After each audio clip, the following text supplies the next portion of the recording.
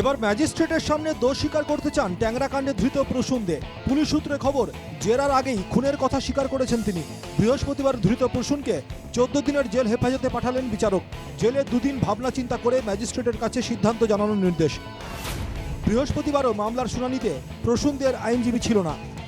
প্রসূনকে বিচারক জানতে চান প্রসূন দে আইনি সহায়তা নিতে চান কিনা। আদালতে প্রসূন দে জানান তিনি আইনজীবী নেবেন না।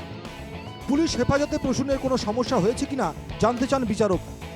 প্রসূন যা বলেছেন তা স্বেচ্ছায় বলেছেন না কোনো চাপ আছে জানতে চান বিচারক। প্রসূন দে জানান ম্যাজিস্ট্রেটের কাছে অপরাধ স্বীকার করবেন। বিচারক প্রসূনকে বলেন তাকে জেলে পাঠানো হবে। জেলে ভাবনা চিন্তার সময় পাবেন প্রসূনকে বলেন বিচারক। প্রসূনকে 2 দিন ভালো মতো ভেবে সিদ্ধান্ত জানাতে বলেন বিচারক। বুধবার ট্যাংরা কাণ্ডের পুনর্নির্মাণ করে পুলিশ। ধৃত প্রসূনকে নিয়ে যাওয়া হয় ট্যাংরার বাড়িতে। সেখানে স্ত্রী ও মেয়ের ছবির সামনে কেঁদে ফেলেন দে পরিবারের ছোট ছেলে।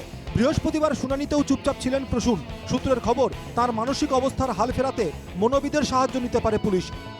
শিয়ালদা কোর্ট থেকে পৃথা দাশগুপ্তের রিপোর্ট, NK TV বাংলা।